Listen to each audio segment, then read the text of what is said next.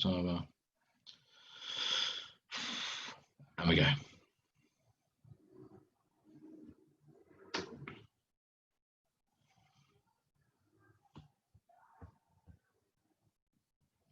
We'll wait for attendees to start filtering in. It takes a minute for everything to connect.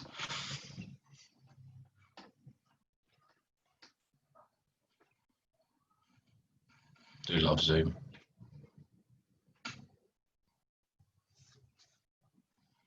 If there's any company that's done exceptionally well out of it, it is Zoom.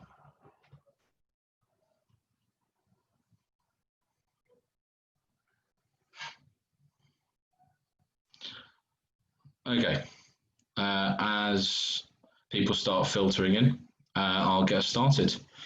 So thank you everyone for coming to the Young Fabians big debate on what should Labour's housing policy be.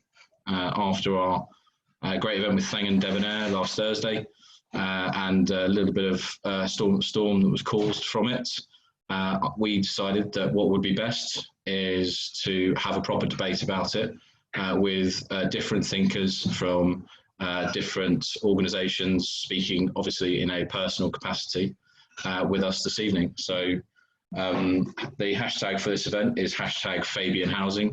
You can find us at Young Fabians. Please do feel free to tweet. Please do feel free to use the hashtag. And the way we're going to go through this is I'll quickly introduce everybody and then give them a chance to introduce themselves.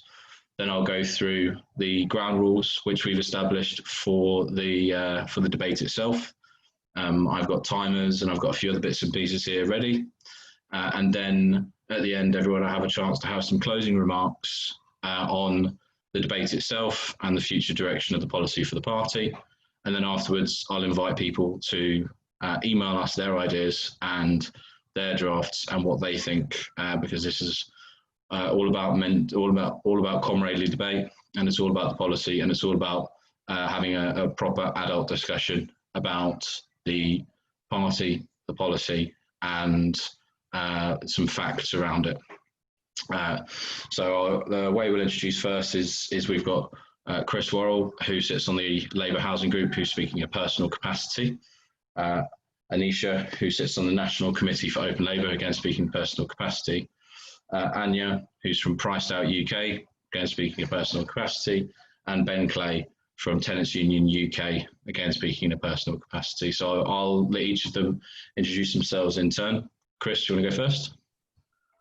I'm Chris Worrall, and I work for a later living developer in the investment team, and I sit on the exec committee of the Labour Housing Group, as well as a non-exec director for Housing for Women.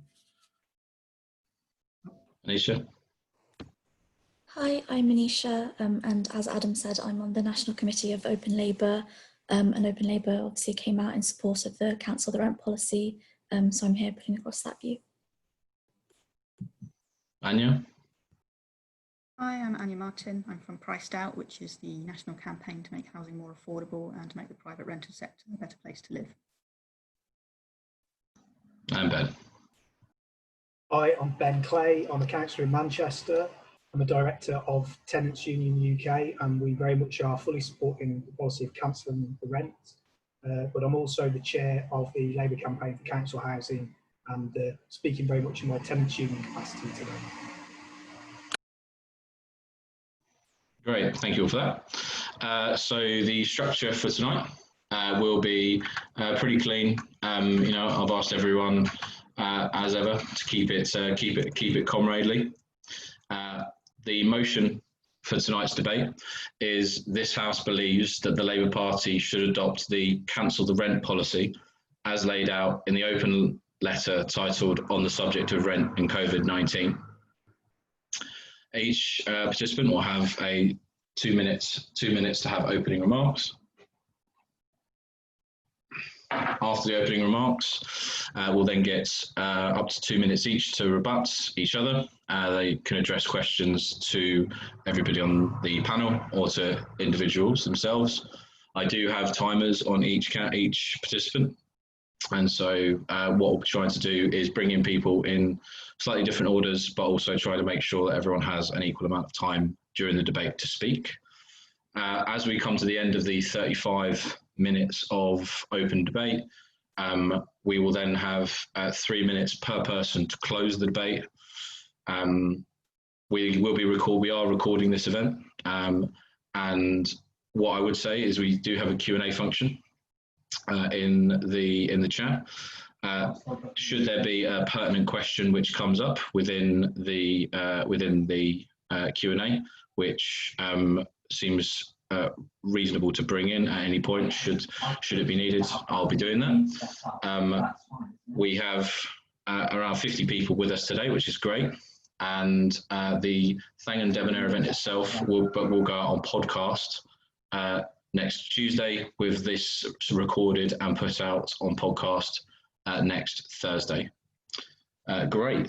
So without further ado, we will open with Chris Worrall's opening remarks, 2 minutes. Hello everyone. So I understand the motion for tonight's debate is this House believes that the Labour Party should adopt the Council the Rent policy as laid out in the open letter titled On the Subject of Rent and COVID-19. I'd like to think that together, wherever you stand on this policy point, the morality of the perspective that's coming out is not in question whatsoever, as millions of tenants, private, social, or an intermediate level, are not working due to the fact that we've lost confidence in our ability to move around without catching a life-threatening infection. Cllr have come out today that it's a public health crisis on top of a housing emergency, and I think that is clear in the letter. And there's a huge number of renters, 4% of the population, crisis is saying 2.6 million, that have already missed a payment. The letter itself, though, does say that private renters cannot look to the Labour Party for comfort. What I would say is that the government response has been inadequate on renters, and the challenges that they faced have banned evictions to the 25th of June and put in place a furlough scheme which has been welcomed, as well as raising local housing allowance. I would say that the 5-point plan put forward by the Labour Party has sought to push the benefit 30 seconds. Thank you. Further than what has been proposed by the current government at 30% levels, and I would suggest it should be up to around about 50%. The principle of the state paying for these people that are in this precarious position isn't without question, but as to how about you go about it is probably where I would say the Council the Rent paper letter falls short. Brilliantly to time. Great. And arguing for the motion, Anisha. Housing has become the frontline defence against the coronavirus. Home has rarely been more of a life or death situation.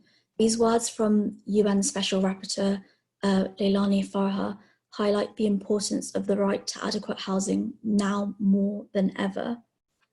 6 in 10 renters have lost their income during this pandemic. Millions of tenants, whether private or social, are in economically precarious circumstances. They're facing a loss of work, a reduction in work, and in some cases, due to being furloughed, a 20% drop in pay. Many renters are left out of government support schemes or do not receive enough to cover rent and other essentials like food. Recent research from the Food Foundation has shown that 1.5 million Britons have gone a whole day without food during the coronavirus pandemic. Renters are having to make hard choices between paying rent or paying for food. It's completely expected that the Tory government would prioritise the needs of landlords over those of renters, but Labour should be the party of renters. The party's position of rent deferrals, where tenants pay off rent over a 2-year period, merely delays the problems tenants will face. In the worst recession since 1709, this would be a deeply immoral burden to place on tenants. Our party is currently failing renters. The threat of rent debt incentivises renters to break social distancing guidelines and go out to work so that they can continue to pay their rent, which puts them 30 seconds. and others at risk. In the public sector, the government must step in and shoulder the burden for local authorities and housing associations. In the private sector, landlords should shoulder the burden with the government providing benefits if a landlord struggles with income. The demands laid out in the Cancel the Rent open letter that the Labour Party should pressure the government to cancel, at the tenant's request, payments of rent for any tenant experiencing a drop in income is both the moral and economically responsible position to take. Labour should be the party of renters, but our policy fails them. Thank you very much. Bringing in Anya. Yeah.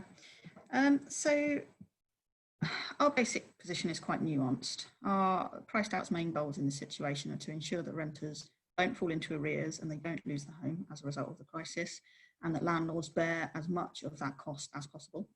The problem is that those two goals are conflicting. So some landlords can sustain a hit to their income, that's fine, but others cannot go very long without the risk of defaulting on their mortgage. Now, at PricedOut, we have no problem whatsoever with landlords making losses and exiting the market. In fact, that's what we seek. But the problem is we don't want a huge exodus of them all at once, because that would result in a lot of evictions at the same time when there's not a lot of choices, and when renters are in a really financially vulnerable situation. So the proposals that we're advocating to balance this kind of conflict is firstly increasing the local housing allowance to the 50th percentile of the market and keeping it there over the long term. This is something we've been battling for years, and it is now really a really important opportunity to win that. And secondly, we've proposed today that government should pass legislation to say that where renters have accrued arrears above the local housing allowance, these can be written off by a court. So that would effectively mean that for the half of properties, the full rent can be covered by welfare. And for properties that are more expensive than average, they can get a rent haircut for the duration of the crisis. So anything above the LHA cap would be disregardable if the tenant couldn't afford it, and landlords would absorb that cost. And we think that strikes quite a good balance between dealing with the long-term issues with welfare and evictions, pushing the cost of the crisis from renters and onto landlords in a manageable way that wouldn't create this mass exodus of landlords at once. 30 seconds. And we also think that unlike the blanket cancel the rent policy, it's legally implementable in the short term, and it would be very, very hard for landlords to dispute in court. So it has a chance of remaining that way over the longer term. Thank you very much. And Ben, last for opening remarks. Thank you. We're approaching a cliff edge after the 25th of June with the expiry of the eviction suspension. There are 4.5 million private renters in this country. Survey found around 25% are in arrears and 25% worry they will be soon.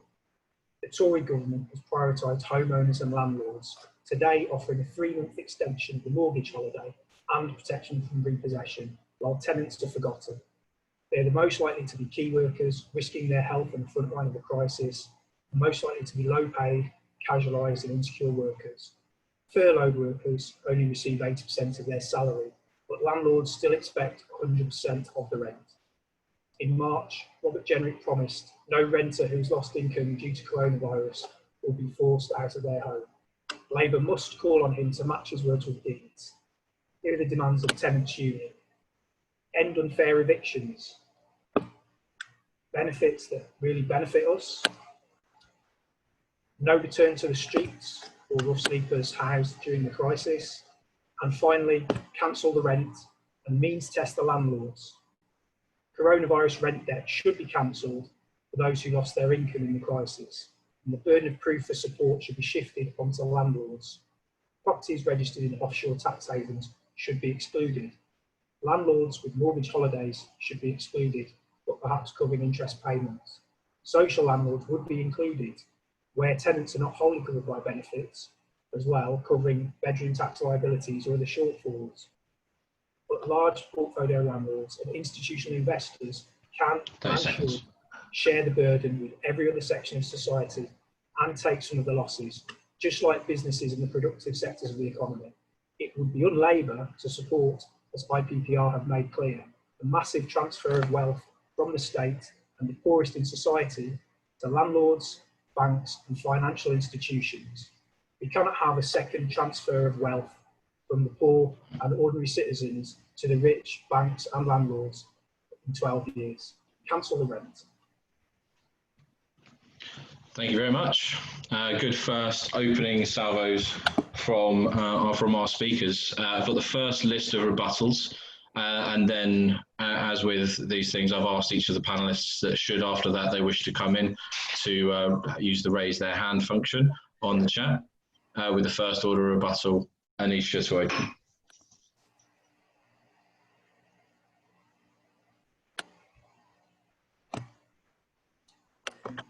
Sorry, I was just unmuted.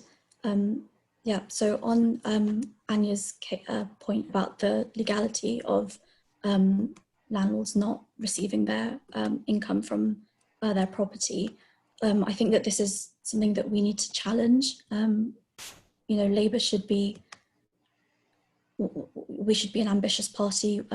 What is the point of being in politics if you're not interested in changing legislation? I understand that this is obviously a long-term goal, though it wouldn't be something that we could do immediately. But the right for landlords to receive income from their tenants is under Article 1, Protocol 1. But there are a few exemptions to this. So there's under one of the exemptions is a specific exemption in the public interest, and then another specific exemption due to exigencies. And the former doesn't have many examples in case law, but the latter does have quite a few examples that we can base this off of. And there might be legal challenges from landlords, but I think that the Labour Party should be ambitious in what we're doing, and we should be aiming to change legislation. Thank you. Great, thank you. I'm just going to bring in and go from the first order of rebuttals, and then we'll go into the hand raises. So I've got Chris coming for the first rebuttal, coming for his first rebuttal. Thanks. I'm just not sure whether the Labour Party should be advocating replacing the loss of one person's income through the loss of another, namely being landlords. So Keir Starmer was on LBC last week, and to Anisha's point, referred to the legality around the compensation that would be required for landlords to be paid if they were not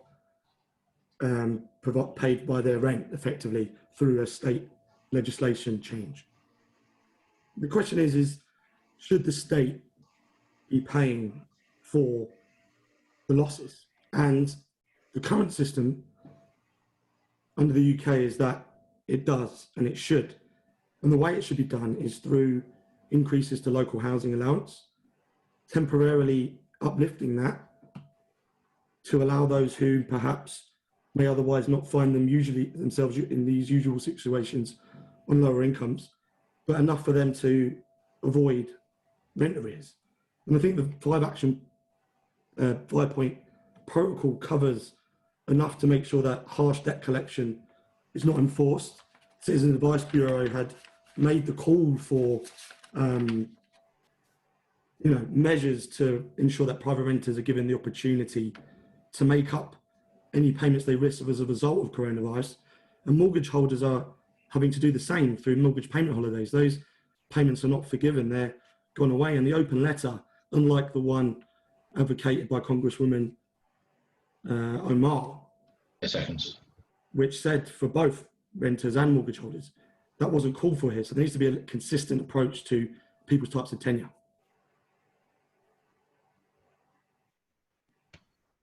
And Ben.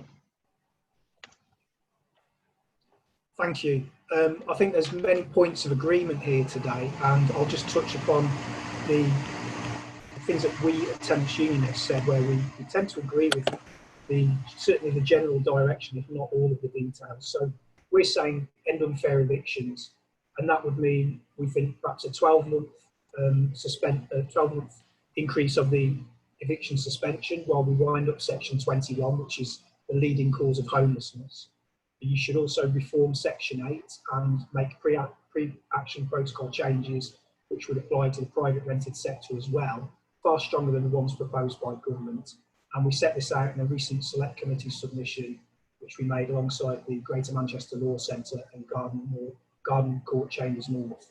And many of the details are similar to what's proposed by Labour, but I think we've probably got a few ways of strengthening that. So one of the things that we can talk about is rent which is lawfully due.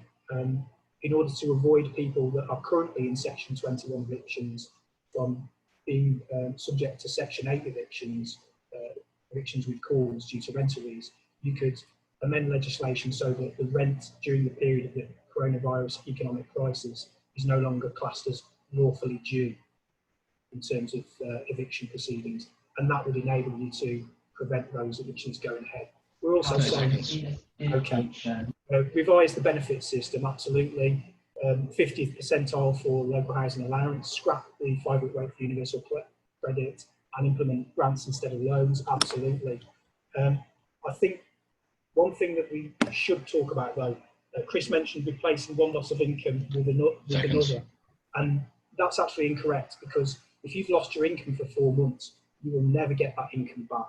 Unlike landlords who, at the moment, we're saying will get back their lost income within 2 years. So that's putting a further debt on some of the poorest people in society. So you're not replacing one loss of income with another, you're compounding the loss of the poorest people in society in favour of those who own property and are often very wealthy indeed. Time speaker, thank you. And last to come back with the first set of rebuttals is Anya, and then it'll go to hand raises. Anya. Yeah, so this is something that I say very reluctantly, because I would, of course, love to see my rent cancelled. I've paid an enormous amount in the last few years. And as I said, one of our main priorities at PricedOut is shifting that burden of the crisis onto landlords. They've made a business decision to invest in housing. That market has tanked. They should pay for it, not tenants who are, who have no choice but to rent. But I do think this blanket cancel the rent policy, as Anisha said, it's a violation of the European Convention on Human Rights, A1P1.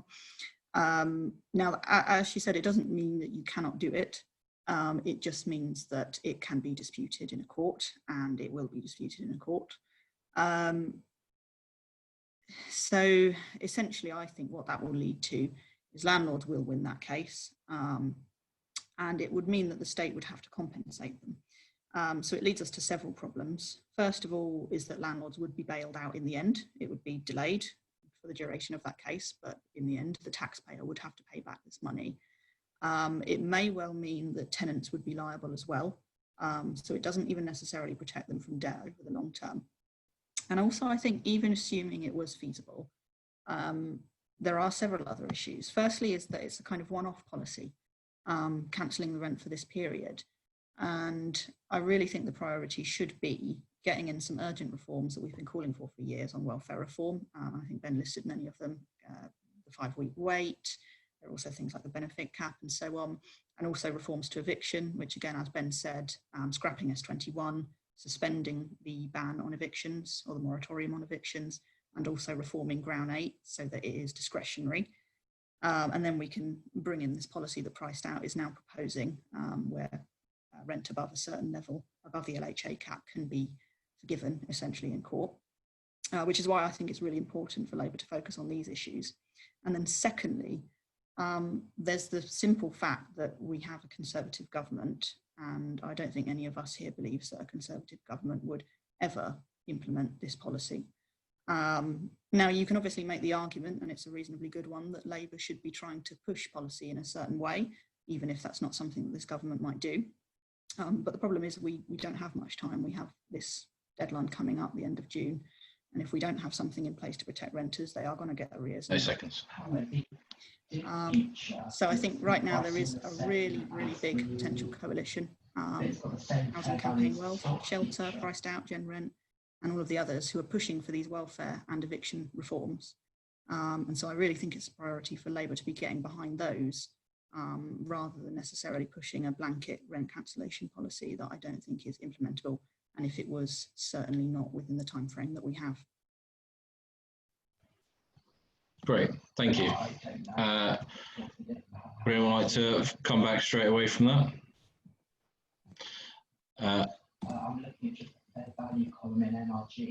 Chris, question to you. Within the letter that was sent, the open letter that was signed by a number of people. It says that cancelling at the tenant's request payments of rent for any tenants experiencing any drop in income. Do you think that Labour should be pushing for something similar to that, or how do you think Labour should go about pushing the government to do more? I think the means-tested system where public funds is targeted at those who need it most is the way to go. Because there has been unprecedented furlough scheme, people are on 80% of their wages.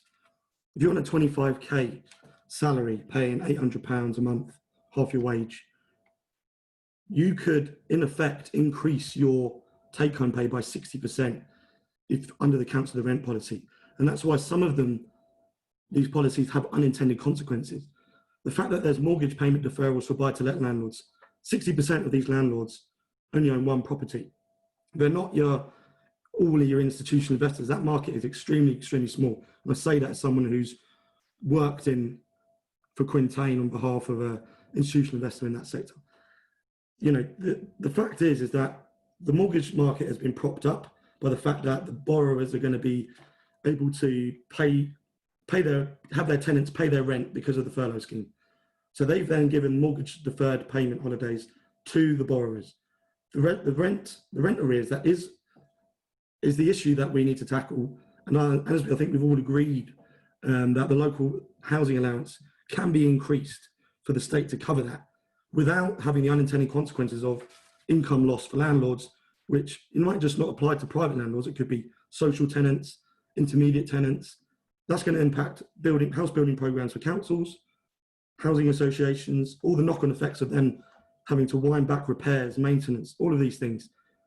You know, the LHA increase avoids all of that, and that's what the Labour Party policy has argued for in Thangam's statement. Thank you, Chris. Anisha, just to pitch in, this is a letter that is trying to push the Labour Party in a certain direction, policy in a certain direction. Do you think that would you disagree with Thangam's statement the other evening that the policy is un-Labour? Do you think what would be your response to that? Yeah, I really strongly disagree with that statement. I think that statement undermines the whole case for universal policies. I think means-tested measures only go so far, and often people do fall through the gaps and so on. I think we need a universal policy here, and then you later address the redistribution in wealth and so on through general taxation. This is the same thing that we do with the NHS. So I think that I think that statement was just was completely inappropriate in my opinion. I think that this is exactly what Labour should be fighting for. I don't think we're not the party of landlords. I think we should be the party of renters. And I really think that in this example, we're really failing them in pushing for them to go into rent arrears. And Ben, would you sort of go along with that, or would you have a more sort of nuanced view on where you'd see the direction you'd like to see the party going? I think when you're talking about where we are, which is, number one, we're in opposition, and as other people have commented, we're not likely to be able to implement any policy that we want to at the moment. We can, however, try and show the direction of travel for ourselves and influence by pushing it in those areas. Now, we know that for us, as a Labour Party, tenants and renters are a key demographic. They're hugely important to us electorally, but also as a party which has a historic mission of representing working people and those who are least well off in society, and trying to level up, as the horrible Tory expression goes. We need to be clear that that's where we need to be supporting tenants. As it stands, the Residential Landlords Association, National Landlords Association have merged. They've got a huge lobbying power, and it would be, I think, a very retrograde step for us to seem to back away from some of our housing policy commitments. Now, cancel the rent, it may be impossible to achieve at this moment in time, but what it does set out clearly is focus on economic justice and on the fact that we need to ensure that we make clear that the poorest and ordinary taxpayers, most people in society, the many, should not be picking up the bill for this crisis. And at the moment, what we're proposing is another mass transfer of wealth to the wealthiest in society, to the 1%, to institutional investors, to financialised organisations investing in housing. And I think that's just wrong.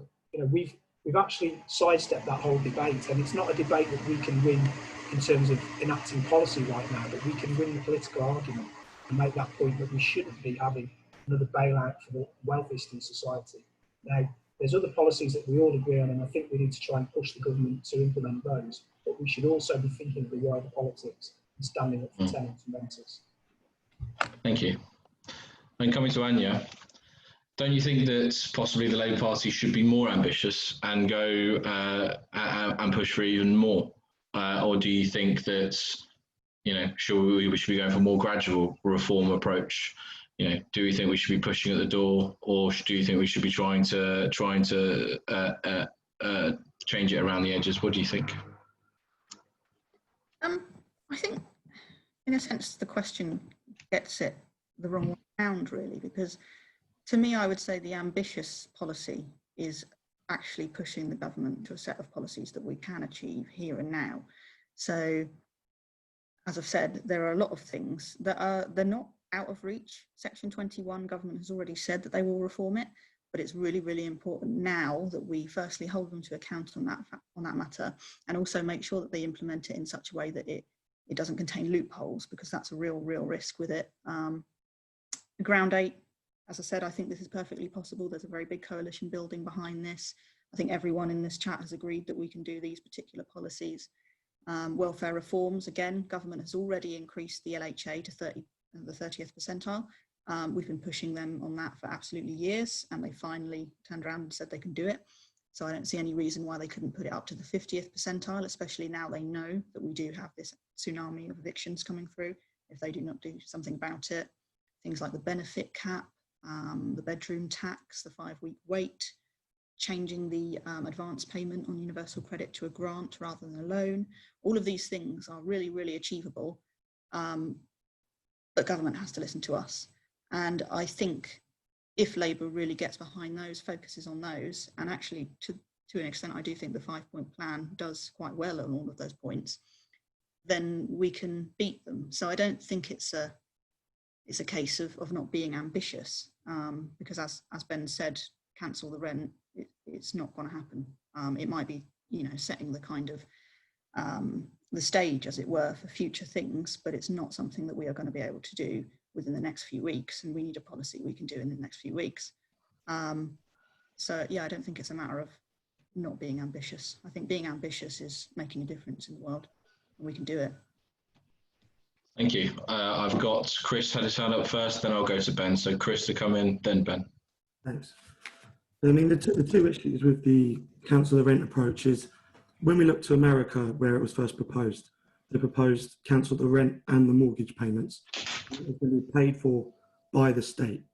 The criticism of that was that that would be the largest handout to banks and landlords on record, and doing the same here would mean that the current furlough scheme is £14 billion a month, £11 billion a month on the NHS. Pay £11 billion a month on the NHS, and the estimate is that it's £7.2 billion just for private renters. If that scheme was to go ahead, 4.4 of which would go to private landlords. So unless you're arguing for non-state intervention, what you're then arguing for is, you know, for what is a catastrophic impact of the unintended consequences that will come of a tsunami of evictions at a later date. Because if you're just forcing the landlord to take that, you know, they have ways and means which Thangam has outlined to try and overcome. You know, the pre-action protocol has been told that is toothless today by the Commons HCL. 30 seconds. Thank you. And, you know, the legality around the changes to Section 8, you know, the abolition of Section 21 is already coming along. but there is much more that can be done to, you know, halt people getting evicted as a result of rent arrears. And if you can pay for it, as Keir Starmer has said, you should be able to. Means testing is a way of ensuring that resources are distributed fairly. And, you know, 5 people seconds. who can pay shouldn't have to pay. Who can pay should pay. Great. Thank you very much. Ben, come in. Where I'd agree with what Thangam said, and I did listen to the recording again today, is giving a bailout to MPs or similarly footballers, celebrities, multimillionaires. Yeah, that would be un-Labour. But what we're saying is that we should means test landlords, and that those tenants who cannot pay because they've lost income, they should have their rent cancelled. And I think what you need to bear in mind is, you know, we've got a choice here. Now, we could defer rent for 2 years. If, let's say we can achieve that policy, what that actually means is that you're taking a bunch of people who are going to be massively impacted by the biggest recession in 300 years, pushing tens of thousands, hundreds of thousands of people into a situation where they are unable to earn anything like they were previously earning for a considerable period of time. And you're saying that those people should have additional debt, which that would effectively mean that their rent would be increased from where it is at the moment. They're already unaffordable rent. Now, IPPR recently released a report, and they calculated that 45% of the government's furlough scheme is going to banks and landlords. 30 seconds. So, you know, we're already talking about a massive transfer of wealth from the state and ordinary taxpayers to some of the richest in society and big corporations. Cancel the rent is not saying that we hit small landlords. Many landlords do only own one property, but not most properties that are owned by landlords are owned by single property landlords. And we need to make sure that those who can afford to take a haircut, as Anya said, do take that haircut, along with all the productive parts of the economy, businesses, companies up and down the country that are getting support from the state, but they're not getting 100% support for all their losses, unlike landlords under this current arrangement. Great, thank you. Anisha, what do you think Labour's position should be? If you could have the cancel the rent policy, yes, but do you think Labour should be pushing for this, including another range of measures? I mean, what do you think Labour's position should be? So my issue with the 5-point plan was the point about was the debt arrears point. I think the other points were, you know, very reasonable. Extending the ban on evictions, I think, you know, that's completely necessary. It's unfortunate that this plan had to have point 4 in it, because that drew attention away from the other very good plans.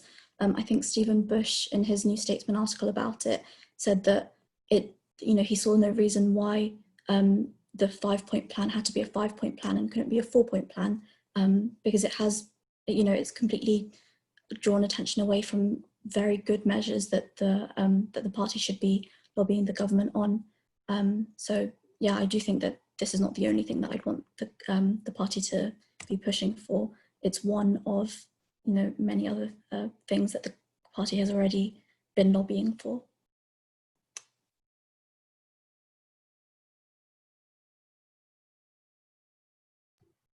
Great, thank you. Would anyone else like to come in? Yeah, I think the 2 month, at least 2 years of deferred rent arrears, it's a difficult one, because at the moment, buy-to-let landlords and mortgage holders can apply for a mortgage holiday payment without scrutiny. So there may be buy-to-let landlords out there who are taking advantage of this self-certification to save up another deposit while their tenant does pay rent. And, you know, the principle or the morality of the tenant's request is a fair one, because that's how it applies to the other types of tenure. I think the 2 years deferral of rent arrears is more getting into a nuance of a remnant of what's within the Housing Act 88 in terms of the assured short hold tenancy, and that's all sort of changing in itself. But you can get a possession order for as little as 2 months rent arrears. Now, there was a few steps in those 5-point plans where the fourth one was subsequent to the 3 prior, to ensure that you weren't being evicted as a result of COVID-19 related issues. There was a blanket ban. Labour have brought in, proposals to tighten that up to just COVID related. But if there was arrears and you have had to serve, you have had a drop in income, like mortgage holders, they still have to pay back those arrears, and benefits should be picking up those who are most in need. But everyone's got to weather the storm in this, is my personal opinion. And while those who are the poor shouldn't have to pay for the crisis, for those who can should bear the brunt as much as they can. Great, thank you. I'll bring Ben in. It does look like we have had Ben and Chris take up most of the time so far. I'll try and address that with some more questions. But Ben, please do take it up. Thanks.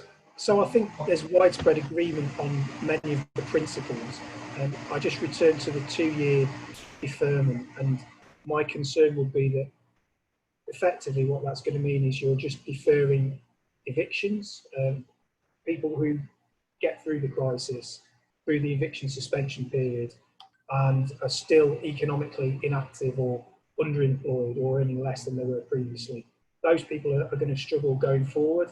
That is going to have a massive impact. And don't forget, I put a lot of this down to the arguments made by Henry George and Ricardo. So landlordism is economically unproductive.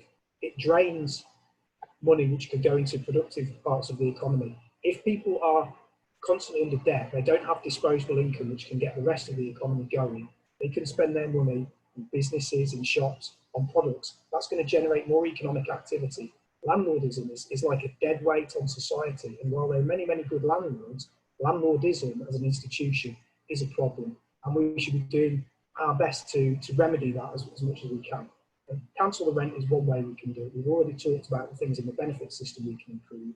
And in terms of the eviction, by amending the eviction legislation as we've agreed generally, we can actually remove the ability of landlords to come back later on and evict tenants unless there is good cause. And that's what we should do. Anya, please come in.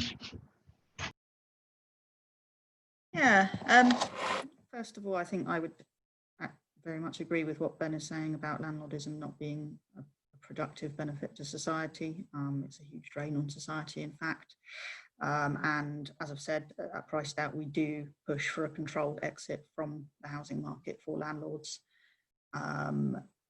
Landlords don't take the houses with them when they go. The houses are still there. They're just in someone else's ownership. So as I've said, we are very much in favour of shunting as much of the cost of this, but it does have to be in a measured way. And obviously the kind of deferral of arrears payments over 2 years has drawn a lot of fire. And I think as much of that was just in how it was presented as in the actual policy, because the letter itself about cancel the rent, I noticed it pulled out a thing saying, if you had lost your income for 3 months and been unable to pay your rent, then deferring that over a 2-year period would result in a monthly increase of 12% for your rent, essentially. But I think that did ignore the fact that obviously if you have lost your income, then the vast majority of people would be entitled to have almost all or all of that paid. And with the proposals that we're pushing for, and as I said, I think are very achievable in the time period we have, that would make it even more so the case. So it's not that people will come out of it, or they shouldn't be coming out of it with this huge 3-month gap in arrears.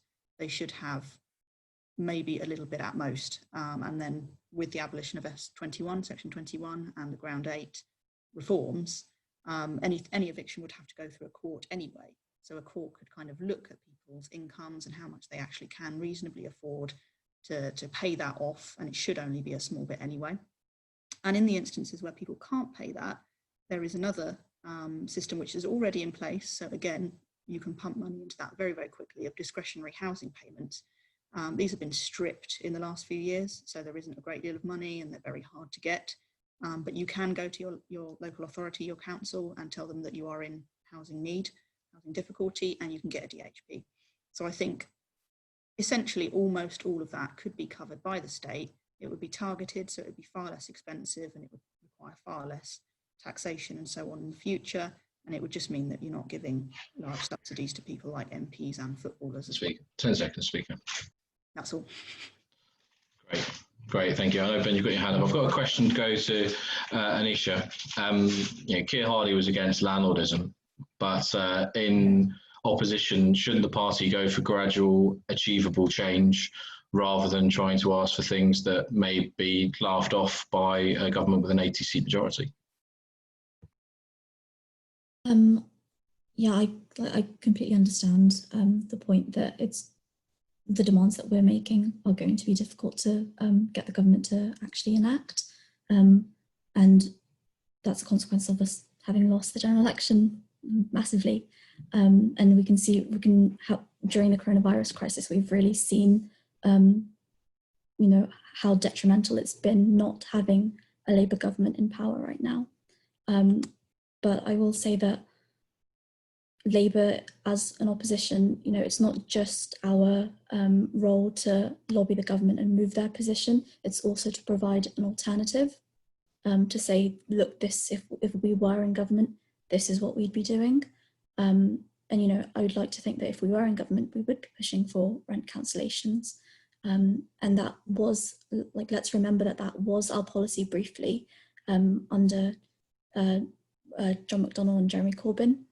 Obviously, initially they did call for rent to be delayed, but then they did move to a position of actual rent cancellations.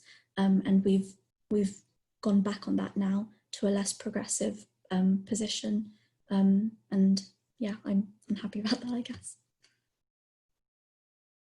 Great, thank you. Ben, I see your hand up. What I would say is we're moving towards the time for closing statements. Do you think you could get your remark and your closing statements?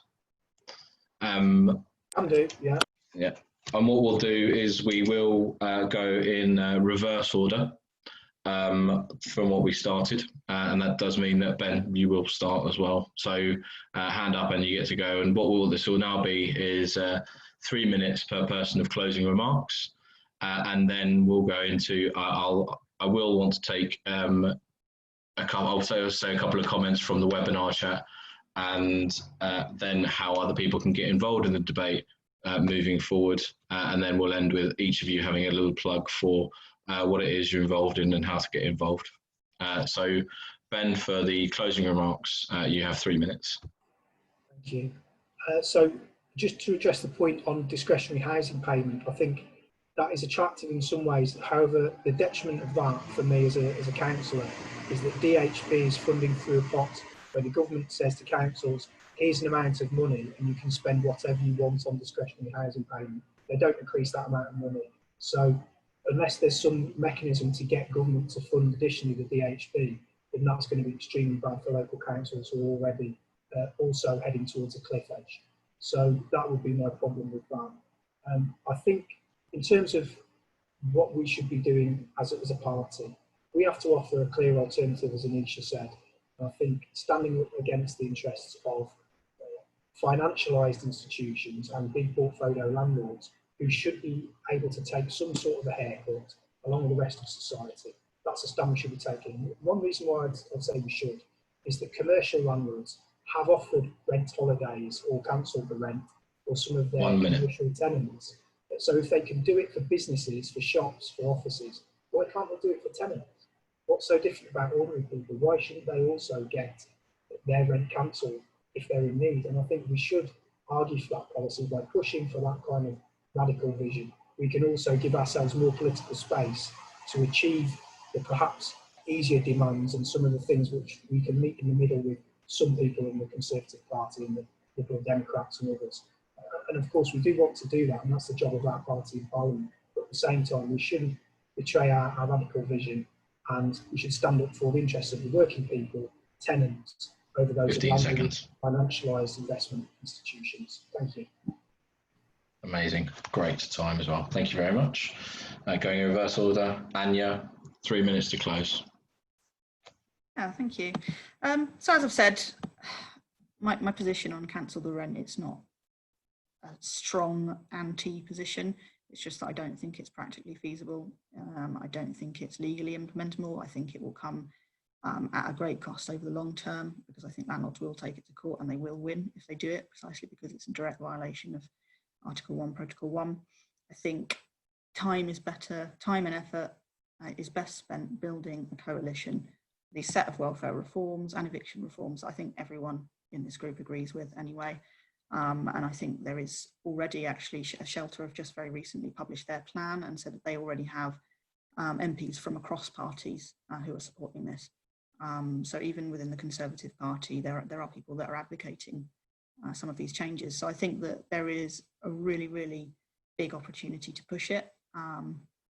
As much as I would like to see cancel the rent happen, I don't think it will happen. I don't think it can happen.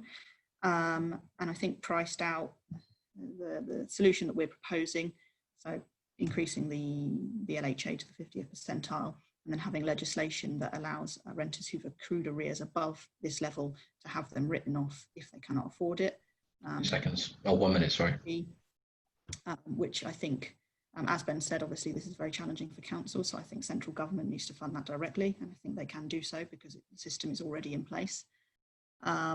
I think we need to be pushing for this idea of rent haircuts for those who are charging above the average rents, which allows us to push a substantial portion of that burden onto landlords and then create a more controlled exit from the market than the potential exodus that cancel the rent would provoke. And I think this approach offers several benefits. It protects renters from eviction and from arrears accumulating. It's implementable quickly and it's politically feasible.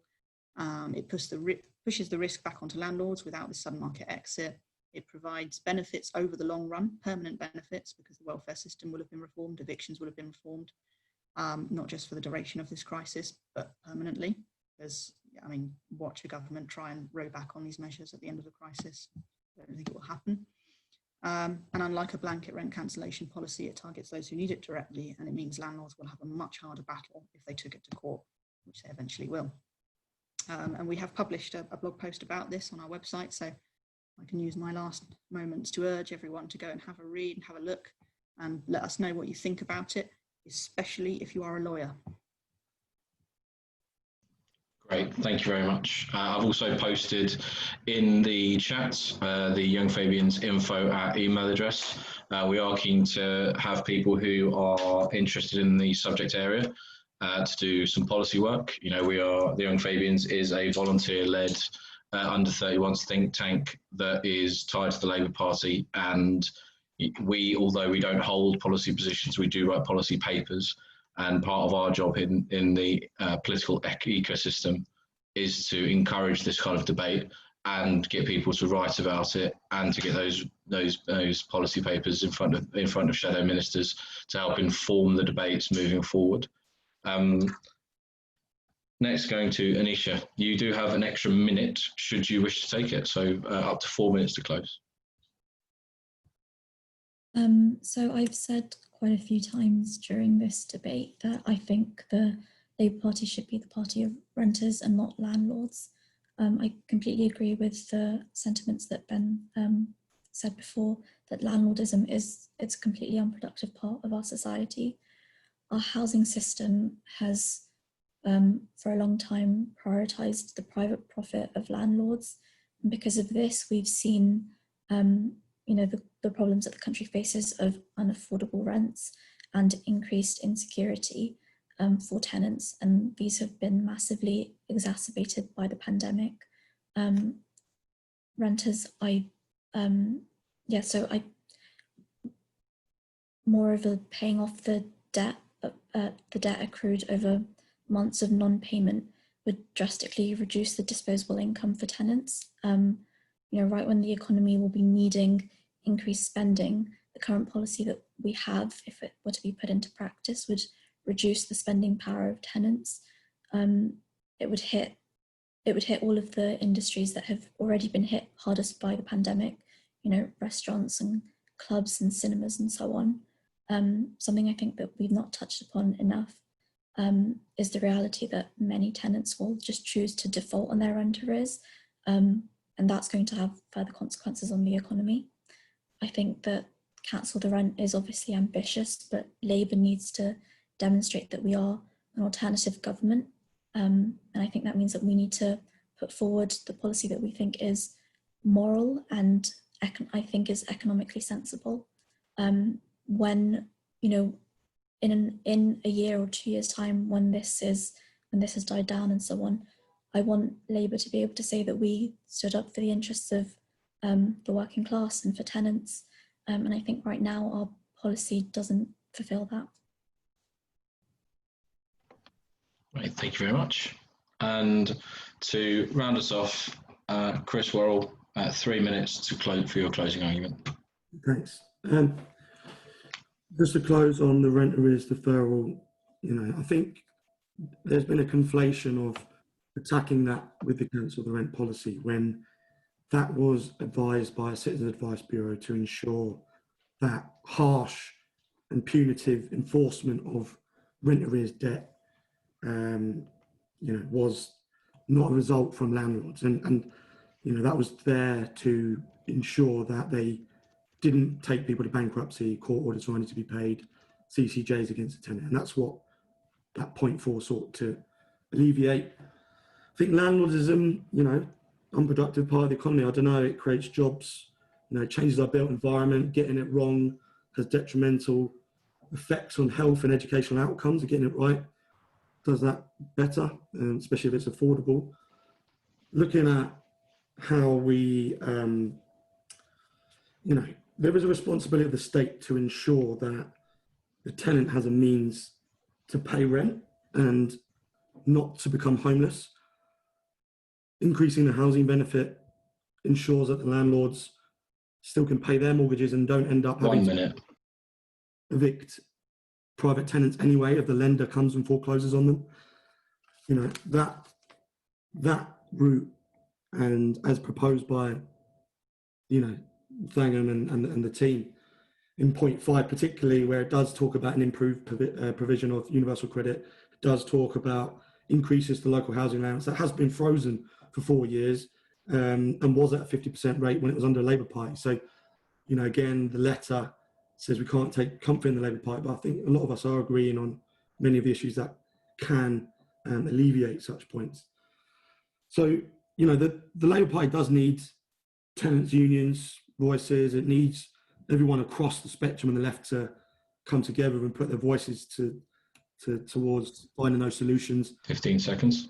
I'm glad Keir Starmer has put that across in a new Labour Housing Policy Commission. And the Labour Housing Group is open to everyone. So do join. And if you've got any ideas for the Red Brick blog, give me a shout. I've recently helped out with editing that. So it'd be good to hear a wide, varied opinion. Thank you very much. And that brings us to a close. But what I'd like to do is give each speaker a chance to plug their organisation that they're coming from and to let them know how to get involved should they wish to. I'm going to go Anya, then Anisha, then Ben, then Chris. So Anya. Yeah, so as I said, PricedOut is a campaign for more affordable house prices. We focus on both bringing the cost of housing down and bringing the cost of rents down, and reforms to help private renters in the short term. So please do follow us on Twitter. We have a discussion group on Facebook as well if you want to chat to other people who are interested in housing policy issues. And we're also always looking for volunteers.